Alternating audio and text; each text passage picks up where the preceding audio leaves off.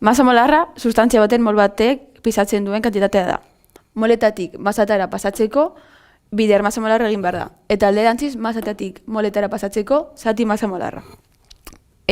Hau, formula honen bidez egiten da. Izan ere, N molak dira, M masa, gramotan adierazten dena, eta MM masa molarra, gramo moletan adierazten dena. Orduan, formula honen bidez, dakigu moletatik masetara biderketa eta masetatik moletara zatiketa egin behar dela.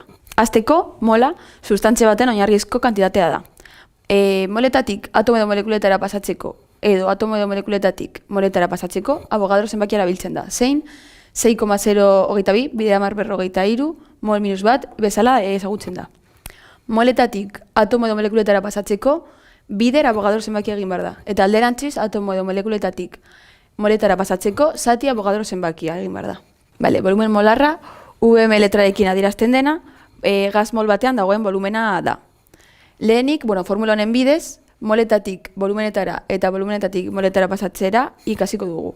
Formula honen bidez, moletatik volumenetara pasatzeko bider volumen molarra egin beharko litzateke, eta alderantziz volumenetatik moletara pasatzeko zati volumen molarra. Orain, jakin behar dugu, orokorrean gaz batean dagoen volumen molarra beti 22,7 litro direla. Molaritatea disoluzio batean dauden mol kopuruak dira disolbaturik. Orduan, molaritatearen formula izango litzateke M, molaritatea M maiuskulaz adierazten da, eta honen formula izango litzateke M berdin NS zati VDS. Non, NS solutu molak diren, eta VDS disoluzio volumena. Beraz, formula honen bidez, molaritatea kalkulatu daiteke. Materia atomoz osatuta zegoela esan zuen.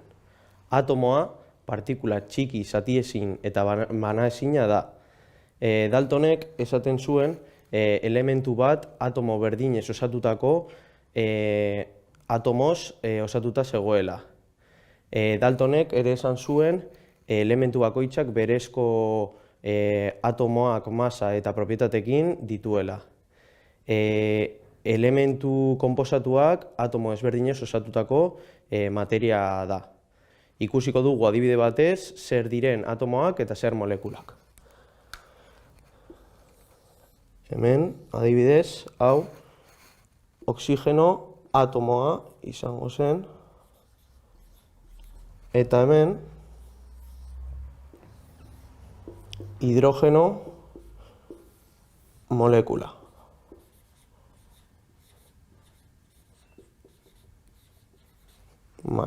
Biak batzen baditugu,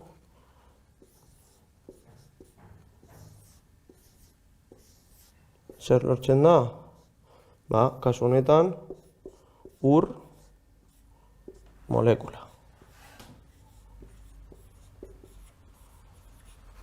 Elementu kimiko baten atomo guztiak zenbaki atomiko berdina dute, baina ez dute zertan masa zenbaki berdina izan behar. Ikusiko dugu. Adibidez, hidrogenoa unibertsoan hainbat formatan agertu daiteke. Baina, zein da ezberdintasuna? Kasu honetan, hidrogeno partikula honek protoi bakarra du eta kasu honetan nukleoan ez dago neutroilik. Protoi kopurua berdina, nukleoi kopurua berdina delako. Baina kasu honetan, hidrogenoa bebai dugu, baina gure nukleoan protoi bat izan ezik bakarrik, kasu honetan protoi bat daukagu eta zer dago nukleoan? Neutroi bat.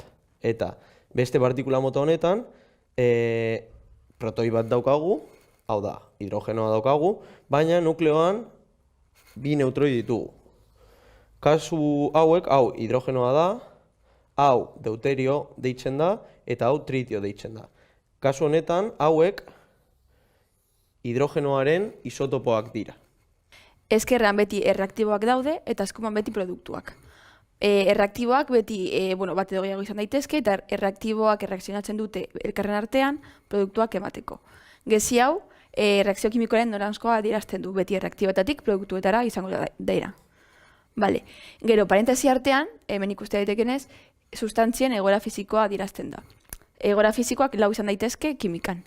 S solido, L likido, G gas eta Aku ur disoluzioa. Beti, parentesi artean, sustantzia baten ostean jarri berdena.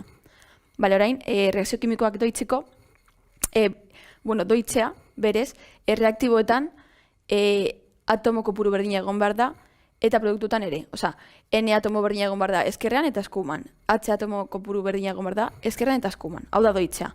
Doitza burutzeko koefiziente estekiometrikoak kokatu behar dira reakzioan. Hau adibide bat eginda da, non ja doituta dagoen erreakzioa. Bale, kasu honetan, erreaktiboetan ezkerrean dauzkagu. 2 nitrogeno atomo, N2, orduan, 2 N atomo, eta 3 H2, oza, 3 bider 2, 6 hidrogeno atomo. Eta aldiz, produktuetan eskuman daukagu 2 N atomo ere, 2 N, eta 6 H atomo. 2 bider H2, oza, 2 bider 3, 6 H atomo, orduan, erreakzioa doituta dago ja da. 2 N, 2 N, 6H eta 6H. Elementu baten konfigurazio elektronikoa egiteko, beti, hoberena da, Moeller diagrama egitea eta honen bidez egitea konfigurazio elektronikoa.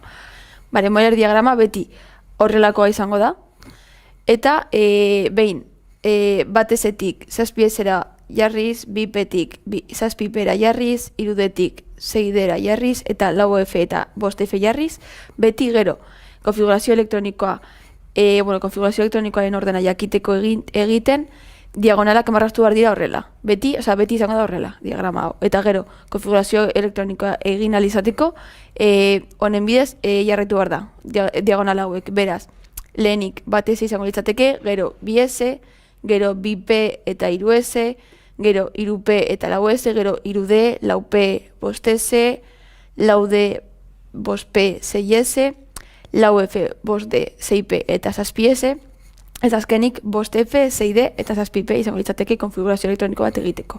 Bale, gero jakin beharrezkoa da, zenbaki hauek handiak energia maila adierazten dutela, eta gero, hauek txikiak energia horien azpimailak direla. Badaude lau azpimaila desberdin atometan, S, P, D eta F.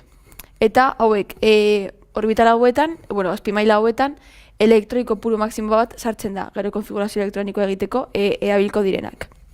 S orbitaleko elektroi kopuru maksimoa bi dira, gehienez esen 2 elektroi sartzen dira. Gero, pen elektroi kopuru maksimoa 6 da.